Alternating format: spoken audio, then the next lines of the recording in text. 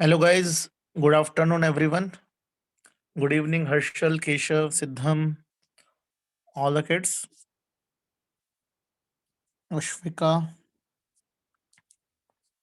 Good evening, everyone. Good evening, good evening, good evening, Keshav, Harshal, Siddham, Ashvika, Tanmay, Kushal, Kashish, Vani, Jay, Krish, Satvik, Lipika, Bhavpreet, Karthik, Shubhi, Abhinav, Drishti, Sukhbir,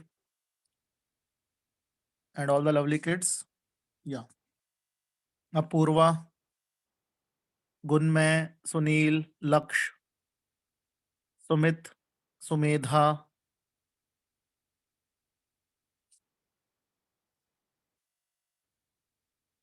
So I'm waiting. Some people are joining. So आज का lecture बड़ा interesting होने वाला है हमारा। उस lecture के दो पार्ट हैं। पहला पार्ट है कि अभी तक जो हमने गुड इवनिंग समीर, जो मैंने असाइनमेंट्स दिए थे एक बार उनका डिस्कशन कर लेते हैं, मतलब उनमें कोई डाउट है तो अपन लेके खत्म करते हैं। और फिर प्रोबेबली जैसे मैंने आपको बोला कि आपको डिटेल्ड आपने सॉल्व किया होगा, है ना। और इसके अलावा अगर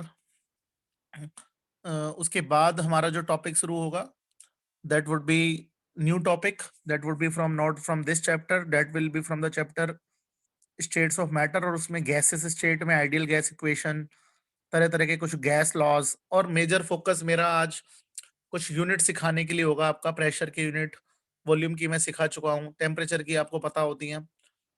एक नया चीज आप सीखोगे आज अपनी लाइफ में, यूनिवर्सल गैस कांस्टेंट, उसकी यूनिट। आप कैसे लीटर एटीएम को जूल में कन्वर्ट करते हैं, ऑल इस तरह की कुछ छोटी छोटी चीजें आपकी लाइफ में आने वाली हैं, right.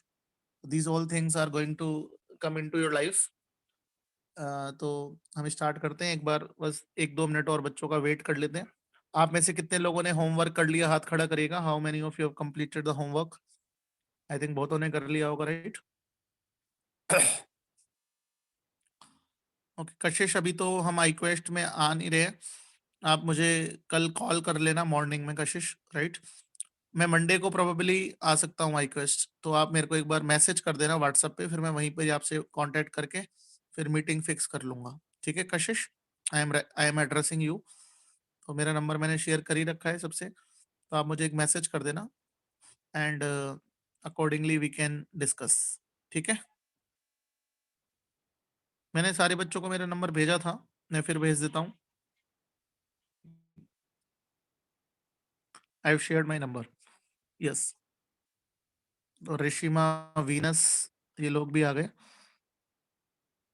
I I always recommend students to come on time. चलो कोई नहीं, लोग आते रहेंगे, अपन अपना काम शुरू करते हैं क्योंकि पढ़ाई भी करनी है। ठीक है, चलिए।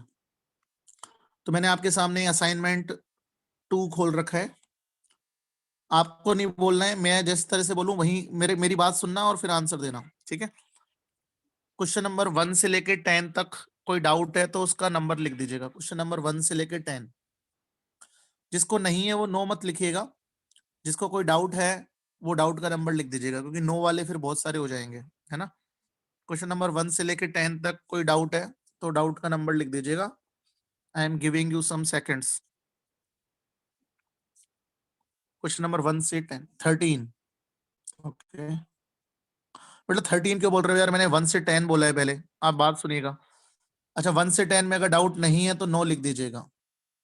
ठीक है, नो लिख दीजिएगा ताकि मुझे क्लास का मूड पता चल जाएगा कि बच्चों से खुद से हो गए कि नहीं। ठीक है, ग्रेट। Okay great. 11 से लेके 16 तक एक डाउट आ गया, 13 मैं मार्क कर लेता हूँ।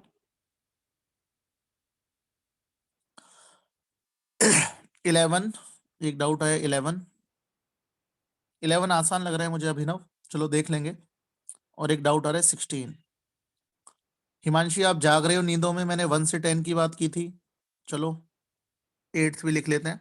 बेटा यही तो मैं कह रहा हूँ, अलर्ट रहते नहीं हो आप लोग। मैं कह रहा हूँ अलर्ट रह के काम करो, आप स्लोली काम कर रहे हो। मैंने जब 1 से 10 की बात की थी तो आप सो रहे थे उस समय तक। जब मैं 11 से बाद में आ गया तो आप 1 से 10 के आंसर दे रहे हो। अलर्ट रह के काम करो ना यार, तभी तो मैं डिवाइड कर रहा हूँ क्वेश्चंस को। चलेगा, यहाँ पे आपके सामने स्क्रीन पे 4 क्वेश्चंस मार्क्ड हैं, 8, 11, 13 एंड 16। इनके अलावा अगर आपका कोई भी डाउट नहीं है या आपके डाउट्स कवर्ड हो गए तो चैट बॉक्स में लिख दीजिएगा कवर्ड। कवर्ड लिख दीजिएगा ताकि मुझे पता चल जाए कि आपके डाउट्स कवर्ड हो गए। अगर आपके डाउट कवर्ड नहीं हुए तो डाउट का नंबर लिख दीजिएगा, ठीक है, कवर्ड है डाउट्स, है ना, ताकि क्वेश्चन नंबर 15, ठीक है, 15 भी लिख लिया। अब देखिए इतने सारे क्वेश्चंस आ गए जबरदस्ती में, जबकि ये बहुत ही डिफिकल्ट नहीं थी ये वाली, मतलब ये इतने डाउट नहीं आने चाहिए थे आप लोगों के। जिनके भी आए मैं उनको उनको अनम्यूट करूंगा और पूछूंगा कि ऐसा क्या इस चीज में आपको लगा कि आपसे ये सवाल नहीं हुआ। मैंने सब मार्क कर रखा है, मुझे तो हिमांशी ने 8th पूछा है, अभिनव ने 11 और 16 पूछा है, सुखवीर ने 15 पूछा है, ठीक है। तो I will give chance them to ask कि भाई ऐसा क्या था इन क्वेश्चंस में जो आपसे नहीं हुए, होने चाहिए थे मेरे ख्याल से तो। चलिए कोई बात नहीं, अभी आप थोड़े छोटे हैं, बच्चे हैं, तो धीरे धीरे आप और ग्रो कर लेंगे। क्वेश्चन नंबर 8 क्वेश्चन है, how many atoms are present in 1 millilitre of ammonia at STP. तो हिमांशी ये क्वेश्चन बहुत टफ तो नहीं है, आप मुझे बताइएगा कि क्या अमोनिया गैस है कि नहीं है, गैस है, और इंफॉर्मेशन एसटीपी पर दे रखी है। एसटीपी पर हमें पहले से क्या इंफॉर्मेशन पता होती है कि 1 मोल अगर अमोनिया होती है एसटीपी पर तो उसका वॉल्यूम 22.4 लीटर होता। 22.4 लीटर का मतलब 22,400 मिलीलीटर होता है कि नहीं, सारे बच्चे बताओ कितने लोगों को बात समझ में आ रही है। तो 20 जो जिन लोगों ने कर भी लिया वो भी रिपोर्ट करते रहो। 22,400 मिलीलीटर में Na मोलिक्यूल है कि नहीं है, Na molecules of ammonia, right, Na molecules of ammonia है। हमें कितने मिलीलीटर में बात करनी है, 1 मिलीलीटर में बात करनी है। तो 1 मिलीलीटर में कितने आ जाएंगे, Na अपॉन 22,400। ये क्या है सारे बच्चे बताओ, ये अमोनिया के मोलिक्यूल्स आ गए कि नहीं आ गए, राइट। लेकिन एग्जामिनर ने अपन से क्या पूछा है, अमोनिया के मोलिक्यूल्स पूछा है कि एटम्स पूछे हैं, टोटल एटम्स पूछे हैं। अमोनिया के एटम्स नहीं पूछे हैं, टोटल एटम्स पूछे हैं। और हमें पता है कि अमोनिया के एक मोलिक्यूल में 4 एटम है कि नहीं है, सारे बच्चे बताओ। आप देखिएगा एक मोलिक्यूल में 1 नाइट्रोजन का एटम है और 3 हाइड्रोजन के एटम है। तो हमें अब टोटल मोलिक्यूल पता चल गए, तो इसको किससे मल्टीप्लाई कर देंगे, 4 से। तो ये क्या हमारे टोटल नंबर ऑफ एटम्स आ गए कि नहीं आ गए, और कैलकुलेट कर लेंगे। हाँ भाई बेटा हिमांशी, देखिएगा सवाल समझ में आ गया। आपने शायद मोलिक्यूल निकाल के रह गए होगे, आपने या तो एटम वर्ड नहीं पढ़ा होगा या कुछ नहीं पढ़ा होगा। कि हिमांशी आपको क्लियर है कि नहीं, आपका डाउट था ये, इज इट क्लियर। जिसका डाउट था वही रिप्लाई करे फटाफट ताकि हम उस चीज को रिलेट करें, ठीक है, great. Abhinav Arora, calculate the volume of 34 gram of ammonia at STP. देखो एसटीपी पर हमें क्या पता होता है, हमें मोल का पता होता है। ये ओरल क्वेश्चन है अभिनव, मैं आपको सही बताऊं, इसका आंसर 44.8 लीटर होगा बच्चों, if I am not wrong. देखना यही आंसर दे रखा है कि नहीं, 44.8 लीटर, राइट, यही आंसर दे रखा। अभिनव ये एक ओरल क्वेश्चन है, मैं एक बार आपको अनम्यूट करता हूँ, है ना, अभिनव को देखते तो सही है कि उसकी क्या प्रॉब्लम रही इस सवाल को करने में, उसका प्रॉब्लम जज करते हैं। एक सेकंड, हाँ बताओ बेटा अभिनव, मैंने आपको अनम्यूट कर दिया। इस प्रॉब्लम को करते हुए आपको क्या इश्यू आया अभिनव, बोलिए बेटा। आपने डाउट पूछा है तो यू शुड आस्क, है ना। कहाँ है अभिनव, अभिनव अनम्यूट करो अपने आप को, मैंने आपको परमिशन दे दिया। अनम्यूट नहीं हुआ, चलो मैं सबको अनम्यूट की परमिशन दे देता हूँ, जिसका मैं नाम लूँ वो अनम्यूट होना। हाँ अभिनव आप अनम्यूट हो। यस सर, मैंने ऐसे निकाला था जैसे 1 लीटर में 22.4 आ जाएगा। अब एक सेकंड दोबारा बोलना, क्या बोल रहे हो, 1 लीटर में, 1 मोल में। बस यहीं से तो गड़बड़ शुरू होती है। गलत एक हो। मोल, एक मोल का वॉल्यूम क्या होता है, 22.4 लीटर लीटर, कब, एट एसटीपी। और किसका, गैस का। गैस का, वेरी गुड। तो यहाँ गैस भी है और एसटीपी भी है। और आपको यस। डेट मोल में दे रखा है कि मास में दे रखा है, मास में। मास से मोल में कन्वर्ट करना आता है। Yes sir. अमोनिया का मोलर मास 17 है कि नहीं है, यस। तो 34 ग्राम में कितने मोल हो गए अमोनिया के। यस सर, आ गया समझ। आगे तो आसान सवाल था बेटा, मतलब ये होना चाहिए था। अगर आपने इस सवाल को पूछा है इसका मतलब आपने एक सेकंड, आपको तो बस जस्ट आपका आंसर नहीं निकला और आपने डाउट पूछ लिया, जो गलत बात है। मैंने आपको बोला था कि आप लोगों को समय देके सॉल्व करनी है ये, क्योंकि इसका तो आंसर अगर आप पीछे देखोगे तो ही आपके दिमाग में चमक जाएगा कि यार ये सवाल क्या है। तो होना चाहिए था, मैंने देखो पेन भी नहीं उठाया। चलिए कोई बात नहीं। अब क्वेश्चन नंबर, इतनी देर हम बात कर रहे हैं अनुभव, अभिनव इतनी देर आपने 16 क्वेश्चन आपने पूछा है, आप सोल्व करो क्वेश्चन नंबर 16, ठीक है। और अभी थोड़ी देर में आपको दोबारा पकड़ूंगा मैं। Question number 13, which one of the following will have the largest number of atoms? Oh my god, largest number of atoms पूछे हैं। तो अब अपन को पता तो होता नहीं, बट कितने इसमें थोड़ी सी इंफॉर्मेशन और देनी चाहिए थी, वैसे ना भी दे तो थोड़ा तो हमें आइडिया है। आप मुझे बताओ कि अगर 1 ग्राम 1 ग्राम गोल्ड है, 1 ग्राम जो गोल्ड है उसमें कितने एटम होंगे सारे बच्चे बताओ। 1 अपॉन, बोलो इसका मोलर मास जो हमें पता नहीं है लेकिन हाई होता है, इनटू Na। क्या इतने एटम्स होंगे कि नहीं? Everybody please let me no, कितने लोगों को समझ में आ गया गोल्ड है ना, Au का बोलो, है ना, ये मोल आ गए इनटू Na। सोडियम में क्या होगा? सोडियम का हमें पता होता है 1/23, थोड़ी छोटी वैल्यू होती है, तो है ना। लार्जेस्ट एटम बताने। लिथियम का क्या होता है सारे बच्चे बताओ, लिथियम का नंबर क्या होता है? हाइड्रोजन हीलियम लिथियम का 7 के आसपास, राइट, है ना। तो 7 इंटू Na। और क्लोरीन का 1 अपॉन, अब देखो क्लोरीन गैस है तो यहाँ 71 लिखोगे, वहां 2 से मल्टीप्लाई कर दोगे, 2 से, ये देखना कितने लोग बताओ ये सही है कि नहीं है। एटम पूछे तो 2 से मल्टीप्लाई क्यों करेंगे? क्योंकि एक क्लोरीन मॉलिक्यूल के मोल आ गए, और एक मॉलिक्यूल में 2 एटम है कि नहीं है सारे बच्चे बताओ, हाँ कि ना। How many of you got the clarity? कितने लोगों को क्रिस्टल क्लियर है? बोलिए, राइट। तो अब हमें ये भी पता है कि गोल्ड जो होता है उसका मॉलिक्यूलर मास तो बहुत हाई होता है, चाहे हमें वैल्यू ना पता। Is it clear? Very good Abhinav, शाबाश, अमेजिंग। तो मुझे बताइएगा कि, हाँ बोलिएगा। Sir sorry sir, but sir 13th में अगर हम क्लोरीन लेंगे तो 35.5 नहीं लेंगे, बिकॉज हम एटम नंबर ऑफ एटम्स निकाल रहे हैं, तो एटम का ही मास लेंगे ना। बेटा वो अपने आप नहीं, देखो नंबर ऑफ एटम निकालने के लिए पहले आपको जो चीज दी गई है वो एटम है कि मॉलिक्यूल है, पहले तो ये बात बताओ मुझे। Sir molecule. मॉलिक्यूल है ना। तो पहले तो आप ये देखो ना कि 1 ग्राम क्लोरीन में आपकी एक्चुअल स्टेट तो मॉलिक्यूल की होती है ना। समझ में आ रहा है कि नहीं आ रहा है ना। Yes sir. आप ये बताओ कि 1 ग्राम ये जो 1 ग्राम दिया है वो एटम दिया है कि 1 ग्राम मॉलिक्यूल दिया है? पहले ये बताओ कौन सी मॉलिक्यूल दिया है ना? मॉलिक्यूल। तो 1 ग्राम क्लोरीन में कितने मॉलिक्यूल है पहले तो वो निकालोगे ना भाई मेरे, क्योंकि ग्राम भी तो, जो मास भी तो मॉलिक्यूल का ही दिया है, मास कौन सा एटम का दिया है? बाद में जो पूछा है वो तो अलग बात है, हाँ कि ना। Okay sir.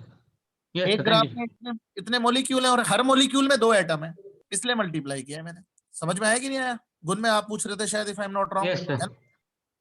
I hope everybody got it. तो बताइएगा क्या आंसर आएगा, सारे बच्चे चैट बॉक्स में रिप्लाई करिएगा, what will be the answer of this question 1 gram lithium में।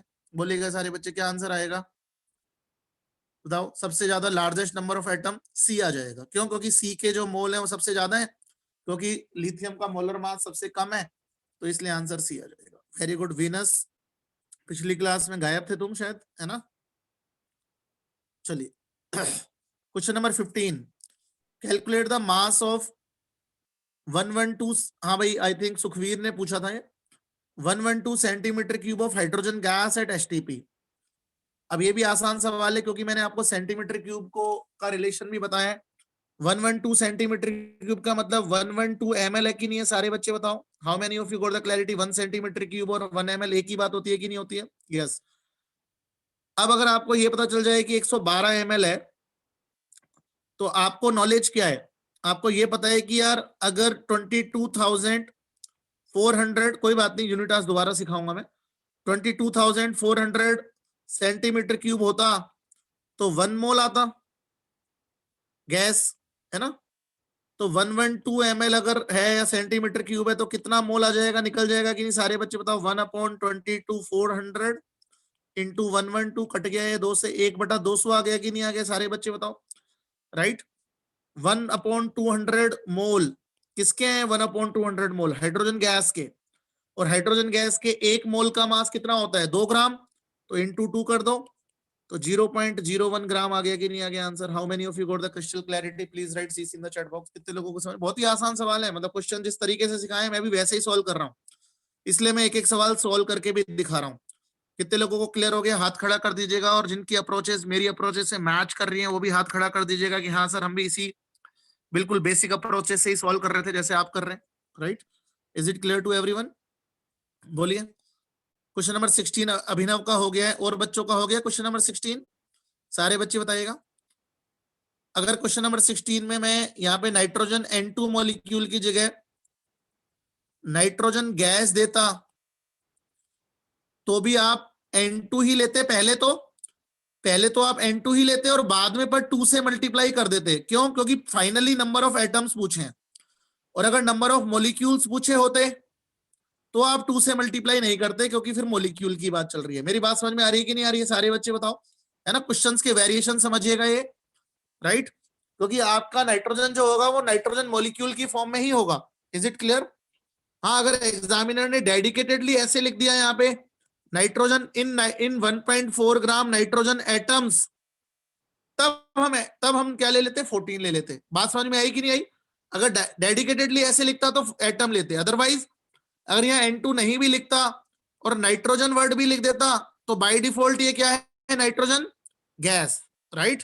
और फिर उसको इस नाइट्रोजन को वैसे तो फर्क नहीं पड़ने वाला है, राइट?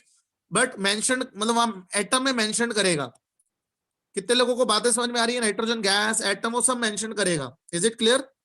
छोटी छोटी सी बातें भी पकड़नी है, धीरे धीरे सवालों के साथ आपको हो भी जाएगा। टाटा बाय बाय करें इस वाली असाइनमेंट को। सारे बच्चे लिख दो टाटा बाय बाय, है ना? टाटा बाय बाय लिख दो, टाटा लिख दो, टाटा, है ना? अब असाइनमेंट नंबर 3 उठाते हैं। ओके,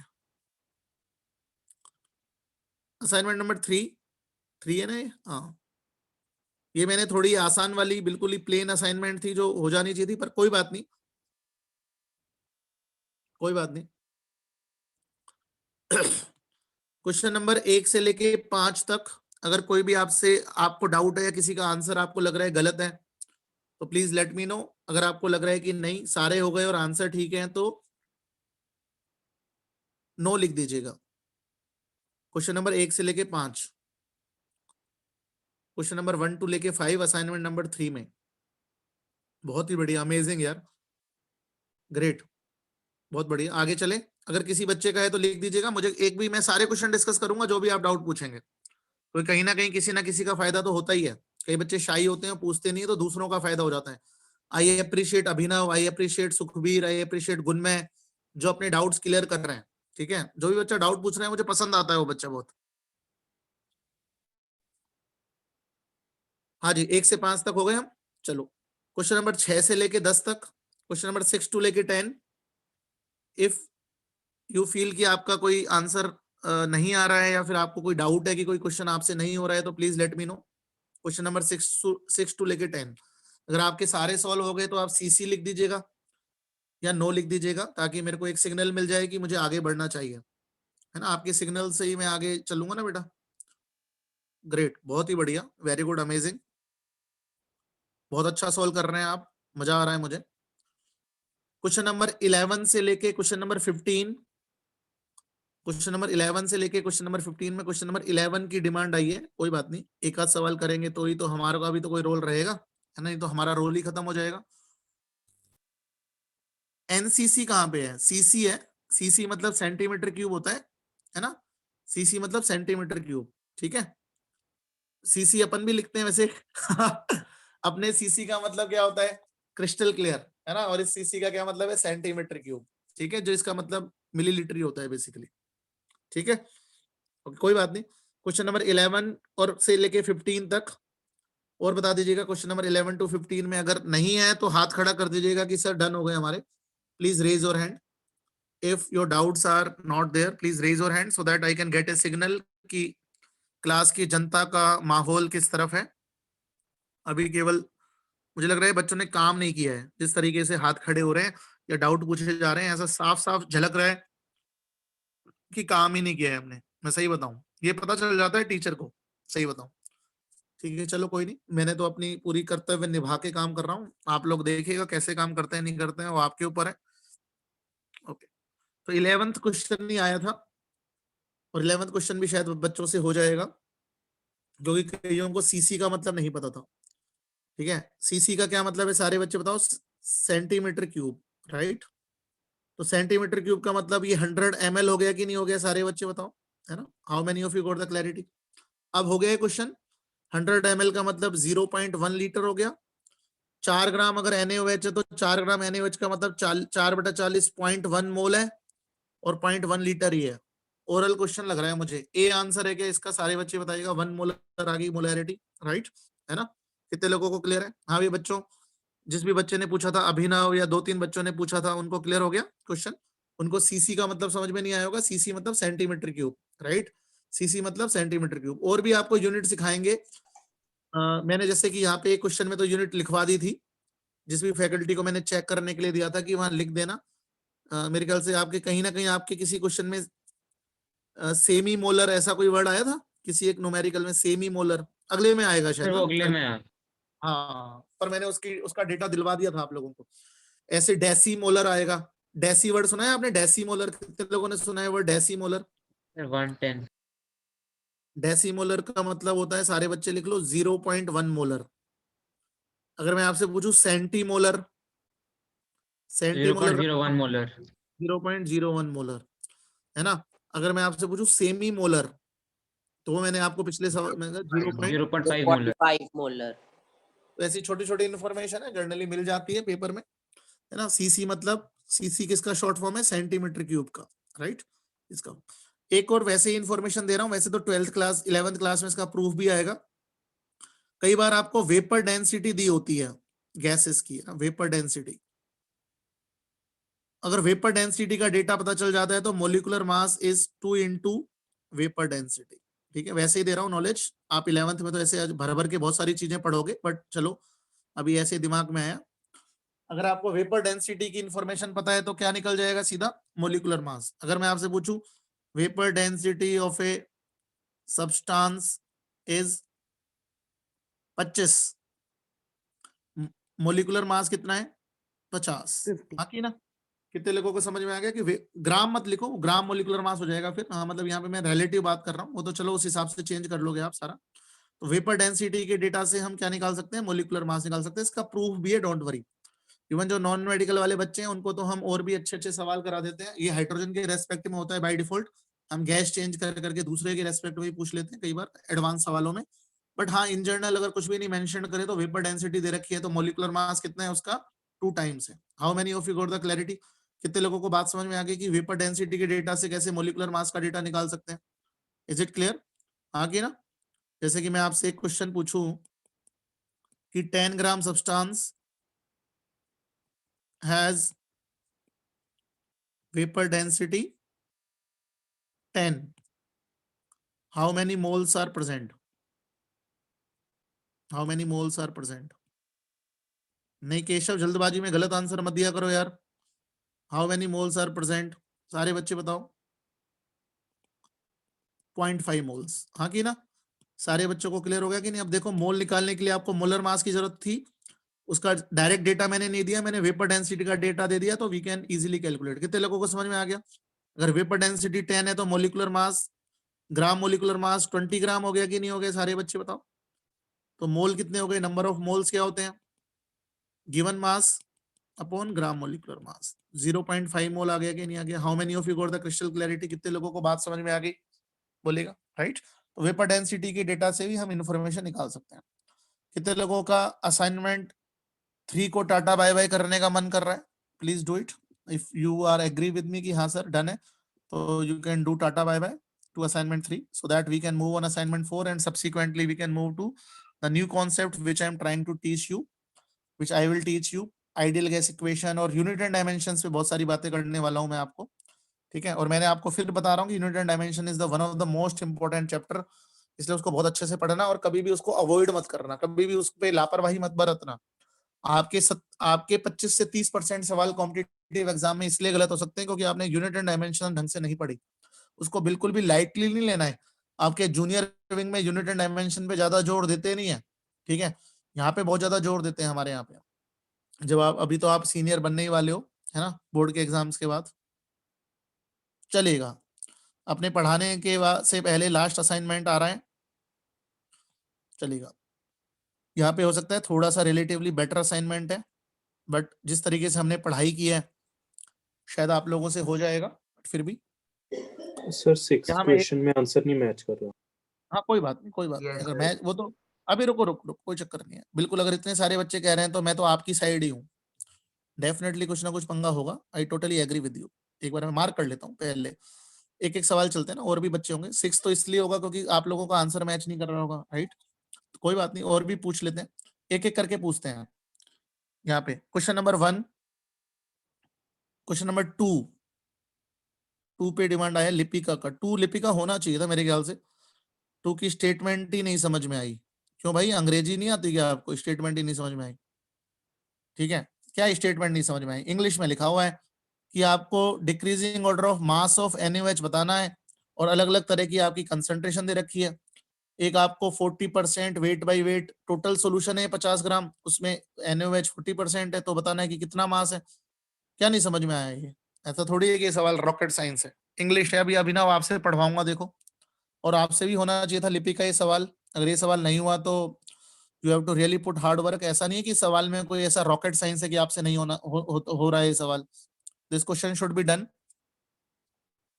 चलो कोई बात नहीं, अभी देखेंगे। क्वेश्चन नंबर 3 बताइएगा, हो गया? Question number 3, question number 4, question number 6 तक और कोई डाउट? अगर sir question number 6 question number 3 एक बार करवा दो। बेटा मैं ही करवा दूंगा तो फिर आप क्या करोगे? मतलब मैं तो करवा ही दूंगा, मैं तो सारे नो कर सर, दूंगा। वो आंसर नहीं मैच कर रहा था इसका। हो ही नहीं सकता, हो ही नहीं सकता। होता तो अभी आपकी क्लास की जनता इतनी स्मार्ट है, अभी तक हल्ला मचा देती। छठे क्वेश्चन में हल्ला मचाया ना उन्होंने। सर मुझे इसका पता नहीं चल रहा मेरी मिस्टेक किधर है। हाँ चलो मैं ढूंढता हूँ, वेरी गुड, कोई बात नहीं, अभी ढूंढते हैं आपकी मिस्टेक, आपसे ही सॉल्व करवाऊंगा। क्वेश्चन नंबर 3 के बाद एक और क्या क्वेश्चन आया है? Question number 5। क्वेश्चन नंबर 5 वाले बच्चे का नाम तो देख लें, अर्जुन गुप्ता। तो अर्जुन अलर्ट रहना क्वेश्चन नंबर 5 में, ठीक है? क्वेश्चन नंबर 5 दिव्यांशु और अर्जुन दो लोगों का डाउट है। चलिए क्वेश्चन नंबर 7 से लेके क्वेश्चन नंबर 13 तक, 7 से लेके 13 तक, 7 से लेके 13 तक एक क्वेश्चन आया। क्वेश्चन नंबर 10 परिजा का आया है, और 10 केशव का आया है, 10 दिव्यम का भी आया है, ठीक है? 10 चलो मार्क कर लिया मैंने क्वेश्चन नंबर 10 भी। क्वेश्चन नंबर 10, और इसके अलावा क्वेश्चन नंबर 12। क्वेश्चन नंबर 12 तो बहुत ही आसान है Lipika, it is very easy. दिखने में ही मेरे को बहुत आसान लग रहा है, साफ साफ दिख रहा है। अगर 25 ग्राम पानी है, 25 ग्राम एथेनॉल है, 50 ग्राम एसिटिक एसिड है। अच्छा एसिटिक एसिड अगर नहीं पता है तो I agree, acetic acid CH3COH होता है, जिन बच्चों को एसिटिक एसिड नहीं पता। अगर इसकी वजह से गड़बड़ है तो ठीक है, आई एग्री, अदरवाइज तो ये क्वेश्चन डूएबल है।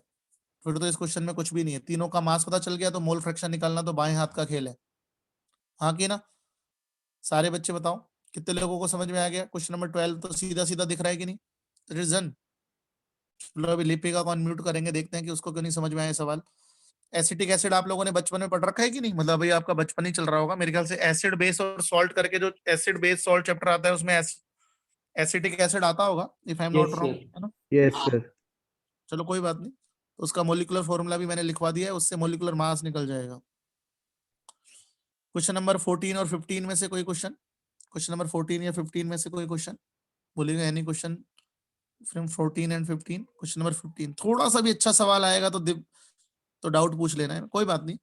बीइंग ए टीचर मेरी जिम्मेदारी है आपका डाउट बताने की। क्वेश्चन नंबर 15 पर मैंने बच्चों के नाम नोट कर लिए कि कौन कौन से क्वेश्चन पूछ रहा है, ताकि हम उनको पकड़ सकें कि उनकी प्रॉब्लम क्या है।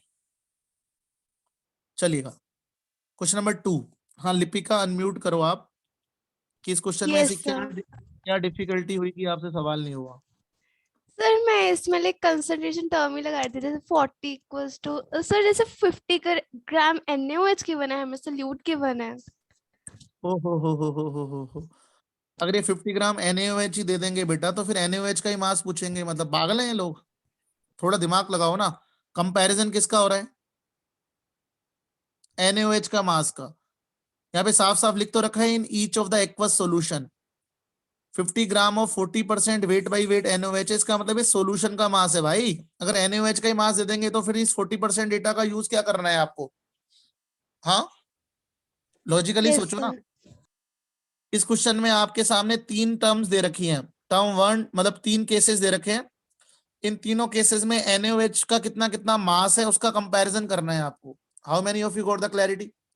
कितने लोगों को मेरी बातें समझ में आ रही है? Please let me know how many of you got the clarity, is it clear और नॉट? राइट, है ना।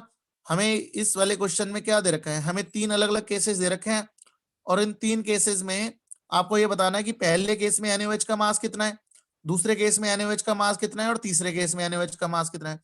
तीनों केसेस में NaOH के मास में आपको ये बताना है कि डिक्रीजिंग ऑर्डर में अरेंज करना है। डिक्रीजिंग ऑर्डर में मतलब पहले हाईएस्ट वाला, फिर उससे छोटा वाला, फिर उससे छोटा वाला, ये क्वेश्चन है। अब ये कह रही है कि सर ये 50 ग्राम NaOH का ही दे रखा है क्या? अगर ये NaOH का ही दे रखा होता, ऊपर पढ़ो ना, in each of the aqueous solution, यानी सॉल्यूशन का मास है। अगर ये NaOH का ही मास दे रखा होगा तो ये 40% वेट बाई वेट क्या पागलों की तरह डाला है क्या? हाँ okay sir, now I will do. समझ में आ गया? तो क्वेश्चन थोड़ा Yes, समझा करो ना, टाइम इन्वेस्ट किया करो ना क्वेश्चन में टाइम इन्वेस्ट करना सीखो ना। अगर मानो तुम 50 ग्राम ऑप्शन, फिर आंसर देख के ट्राई करते, भाई आंसर तो दे ही रखा है ना, तो ट्राई करते। तो यही आपको 11th-12th क्लास में सीखना है कि आपको अपने क्वेश्चन का थॉट का होराइजन बढ़ाना है और अपनी खुद की अप्रोचेस को ज्यादा स्मार्ट करना है। अगर आप अभी वैसे करोगे कि हाँ यार ठीक है हमसे नहीं हुआ पूछ लेते हैं, तो फिर आप सीख नहीं रहे हो। टीचर तो सारे सवाल सॉल्व कर देगा, प्रॉब्लम आपकी ये कि आप तो हार मान लेते हो बहुत जल्दी। अगर अंग्रेजी थोड़ी सी भी ट्रिकी है तो आप दिमाग नहीं लगाते कि कह रहा होगा। जैसे मैंने 1 सेकंड में दिमाग लगा लिया, ये NaOH एक्वस सॉल्यूशन की बात कर रहा है, यानी 50 ग्राम सॉल्यूशन का मास होगा। अगर 50 ग्राम NaOH का ही मास है तो ये 40% वेट बाई वेट देने का फायदा क्या हुआ? कितने लोगों को बात समझ में आ गई? Please let me know, please raise your hand, how many of you got the clarity? हाँ कि ना? हाथ खड़ा करिएगा तो बस अब कर लेंगे। हाँ, अभी दूसरा बच्चा कौन था? अभिनव अरोड़ा। आप लोग, आपने भी शायद ये डाउट पूछा था, क्लियर है अभिनव? Yes sir. कर लोगे ये सवाल? बताओ। Yes yes. शाबाश। क्वेश्चन नंबर 3 जिस बच्चे ने पूछा था प्लीज अनम्यूट करिएगा अपने आप को कि सर ये सवाल का आंसर मेरा नहीं आ रहा था। जिनको ग्लूकोज पता है C6H12O6 होता है, ग्लूकोज का मोलर मास बताना सारे बच्चे मुझे कैलकुलेट करके दिखाना। 180। ठीक है। अब बच्चा जो बच्चा ये कह रहा था ना कि सर इसका मेरा आंसर नहीं आ रहा है, प्लीज अनम्यूट करिएगा Yes, अपने sir. आप को। हाँ बेटा बोलिएगा, आपकी अप्रोच बताइएगा मुझे। सर मेरा वेट ही गलत था, मैंने 170 लिया हुआ था।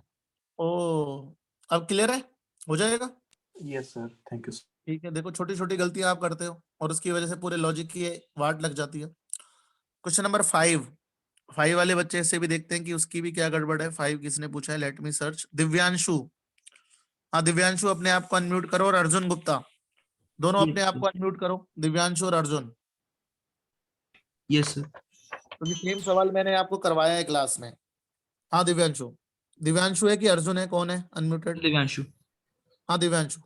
हाउ डिड आपको मीथेनॉल पता है? मिथाइल अल्कोहल दे रखा है Yes, इन्होंने, sir. एक्वा सॉल्यूशन, पानी, सब कुछ पता चल रहा है मुझे तो। हाँ तुम्हारी अप्रोच क्या थी बेटा?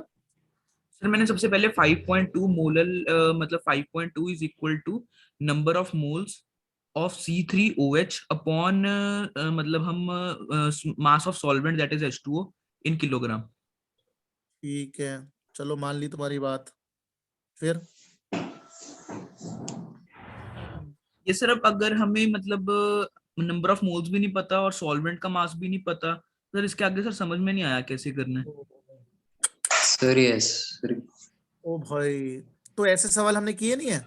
ऐसे तो मेरे बहुत सारे सवाल हैं। ये तो फॉर्मूला ही गलत हो गया। नो तो सर, formula इसके क्यों अंदर गलत है? हमने मोल्स के साथ वेट कैलकुलेट करना है।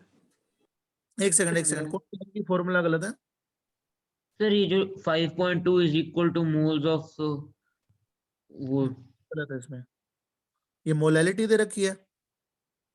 5.2 मोलैलिटी है ना। मोलैलिटी क्या होती है? सोल्यूट के मोल अपॉन सॉल्वेंट का मास किलोग्राम में। क्या गलत है फॉर्मूले में? सॉरी सर, मेरे को फॉर्मूला पढ़ा नहीं गया ढंग से। फॉर्मूला तो बिल्कुल सही है, फॉर्मूले में कोई दिक्कत नहीं है। बट जो बच्चा ये तरह के सवाल पूछ रहा है कि सर अब तो दो वेरिएबल फंस गए, अब आगे कैसे बढ़े, उन भाई लोगों के लिए मैंने काम सिखा रखा था। तभी तो मैंने मेरे को न्यूमेरिकल करने का काम, तभी तो मैंने कहा अगर 1 किलोग्राम सॉल्वेंट है अगर, तो 5.2 मोल मैथेनॉल है कि नहीं है? सारे बच्चे बताओ। सारे न्यूमेरिकली हमने ऐसे किए बेटा। कौन है ये? आर्यन गुप्ता और दीपांशु, दोनों अनम्यूट करो। फिर तो आपसे एक भी Yes, सवाल sir. नहीं होने वाला फिर तो मेरे नोट्स का। नहीं सर, पहले क्वेश्चन में सर, आगे वाले क्वेश्चन में ये लगाया था, इसमें भूल गया कि ये लगा क्या भूल गया? क्या भूल गया? अगर इसमें अगर याद आपको नहीं आया पूछना है कि सर। सर 1 किलोग्राम क्यों, हम तो 2 लेंगे, ले लो। 2 किलोग्राम में तो मोल डबल हो जाएंगे। कोई कहेगा सर मैं तो वेरिएबल में चलूंगा, चल लो, वेरिएबल में भी चल लो। आप n किलोग्राम ले लो तो भी आंसर आ जाएगा। मैं आपको सही बताऊं, फाइनली कट जाएगी सारी वैल्यूज। कितने लोगों को मेरी बातें समझ में आ रही है? How many of you got the clarity? Please let me no. कितने लोगों को क्रिस्टल क्लियर है यार? हाँ भाई, दीपांशु एंड अर्जुन, क्लियर हो गया आपको? Yes sir. फिर तो अपन ने तो सारे न्यूमेरिकली ऐसे किए, इसका मतलब तो आपने एक भी न्यूमेरिकल पे दिमाग नहीं लगाया कि सर ने तो सारे सवाल ही ऐसे करवाए हैं कि रेशो में बातें चल रही है ना भाई। अगर आप 1 किलोग्राम लेंगे तुरंत आपके पास सोल्यूट के मोल आ गए कि नहीं आ गए? Yes sir. अगर 2 किलोग्राम लेंगे तो डबल आ जाएंगे, 3 लोगे 10 लोगे तो अपने आप उसी रेशो में सारी बातें हो जाएंगी। क्लियर है? Yes sir. हाँ बच्चों, जो 6 क्वेश्चन का आंसर क्या आ रहा है आप लोगों का, प्लीज लेट मी नो, मैं उस हिसाब से करेक्ट कर दूंगा। 15.75 Sir, 15.75. 15.75 okay okay okay. अच्छा, कौन सा इन्होंने क्या ऑप्शन दे रखा है? सारे बच्चे बताओ। सर ऑप्शन है ही नहीं। 13.5 नहीं नहीं, इन्होंने क्या दिया है मतलब आंसर में पीछे? 13.5 13.5 और आपका कितना आ रहा है? 16.75 ओ भाई 15.7 सर 15.75 15.7 15.75 वैसे तो क्वेश्चन डुएबल लग रहा होगा, राइट? है ना? Yes, sir. ठीक है, तो प्लीज देखिए करेक्शन, ऑप्शन सी को 15.75 कर लीजिएगा। ठीक है, पीछे चेंज मत करिएगा, यहाँ चेंज कर लीजिएगा। ठीक है, इज इट क्लियर? मतलब सीधा सीधा ही सवाल लग रहा है मुझे मोलैरिटी पता है, मुझे वॉल्यूम मिलीलीटर में पता है, लीटर में वॉल्यूम कन्वर्ट करके मोल निकाल लूंगा और इस मोलर मास से मल्टीप्लाई कर दूंगा। ठीक है, आपने ये हाइड्रेटेड वाटर लिया है कि नहीं लिया है? मतलब पूरा मोलर मास में वाटर का भी लिया है कि नहीं लिया है? सारे बच्चे बताओ। Yes, yes. बिल्कुल सही बात है, बिल्कुल सही है, राइट? Okay great.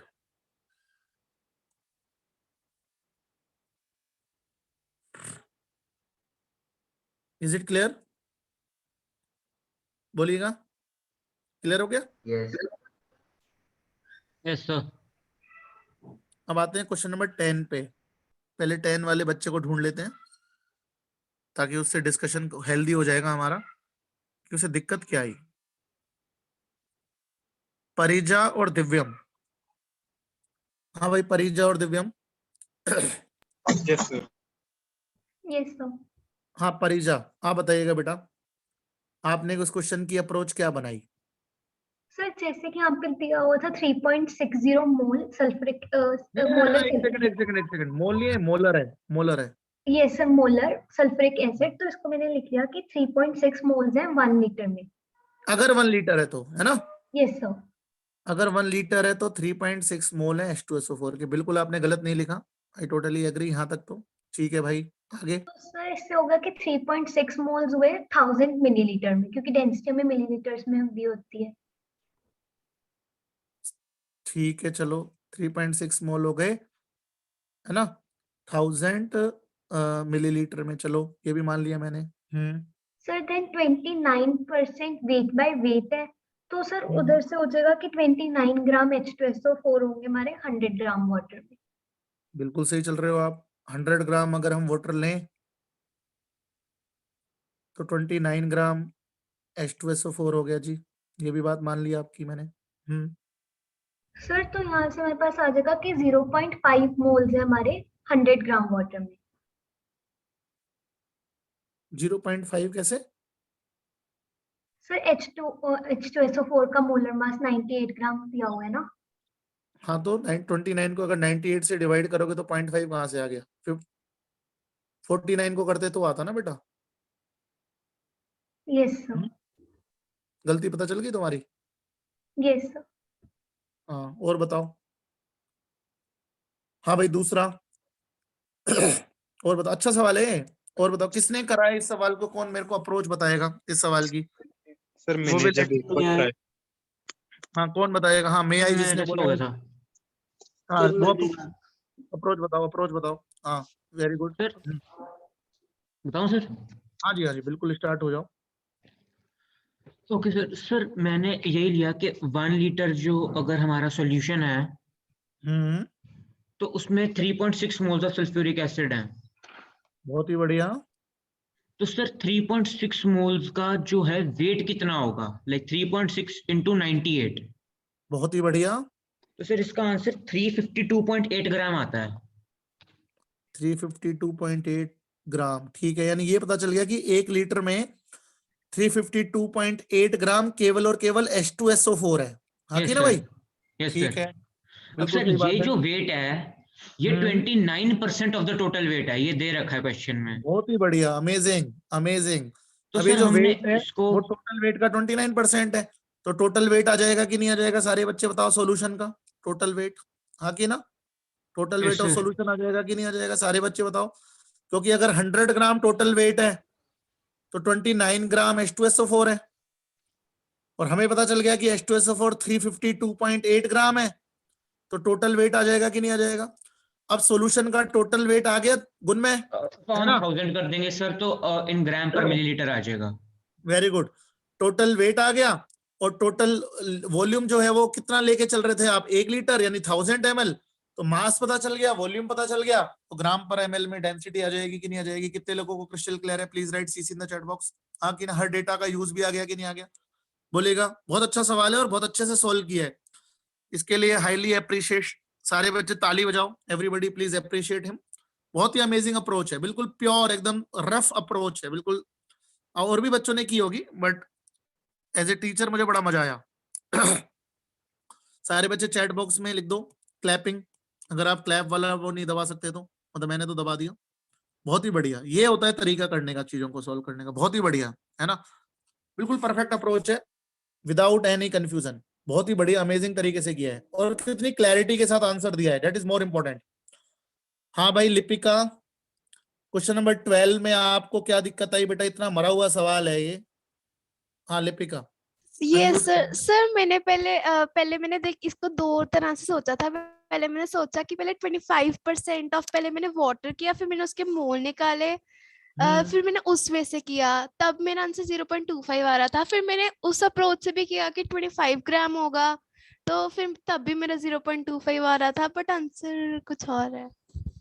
नहीं, मेरे को तुम्हारी बात ही समझ में नहीं आई जी। सर मैंने Point- हाँ, कैसे सर किया point- तुम्हारी अप्रोच बताओ मुझे। सर मैंने पहले 25% ऑफ वाटर, मेरे को पहले लगा कि 25% ऑफ हम 18 ग्राम करेंगे, तो ये हमारा 18 गिवन ग्राम? मास। सर वाटर का 18 मास से आ 18 गया। ग्राम होता है ना? So- एक सेकंड दोबारा बोलना है लाइन। कि पहले मैंने क्या 25% नहीं ऑफ नहीं 18। नहीं नहीं नहीं नहीं, ये नहीं सब हटा दो। जो तुमने लास्ट में लाइन बोली है ना, एक खतरनाक वाली, वैसे तुम मेरे 2 घर छोड़ के ही रहती हो, तो मन तो कर रहा है कि घर पे आके डांटूं। ठीक है, दोबारा बोलना है लाइन। तो तुमने लास्ट लाइन बोली कि सर वाटर का मास 18 ग्राम, ये लाइन को दोबारा बोलो एक बार, क्या बोल रही हो? दोबारा इस लाइन वाटर का मोलर मास बेटा 18 ग्राम नहीं नहीं, होता है। तूने अभी मोलर वर्ड नहीं यूज किया। पहले ही यूज किया था, बट मोलर मास 18 ग्राम होता है, तो मैंने 25% ऑफ अरे 18 ग्राम किया था। 18 कहां से पिक्चर में आ गया भाई? 18 तो जब पिक्चर में आएगा जब 1 मोल होगा। कहां लिख रखा है कि 1 मोल पानी है? कहां लिख रखा है? इसलिए फिर मैंने अपनी अप्रोच चेंज की थी। तुमने ये अप्रोच लगाई क्यों? तुमने मोलर मास से 25% निकालने की कोशिश क्यों कर रही हो? कहां लिख रखा है कि मोलर है? कहां लिख रखा है कि 1 मोल पानी है? इस क्वेश्चन का मतलब क्या है? क्वेश्चन का मतलब समझो। क्या यहाँ पे सारे बच्चों को एक मिक्सचर में 3 कंपोनेंट दिख रहे हैं कि नहीं दिख रहे हैं? Everybody please let me no. Yes sir. एक कंपोनेंट कौन है? पानी। दूसरा कंपोनेंट कौन है? एथेनॉल। और तीसरा कंपोनेंट कौन है? Acetic acid. अब इन 3 कंपोनेंट जो है उनका परसेंटेज बाई मास दे रखा है कि नहीं दे रखा है? बताइएगा। यानी उस मिक्सचर में अगर टोटल मास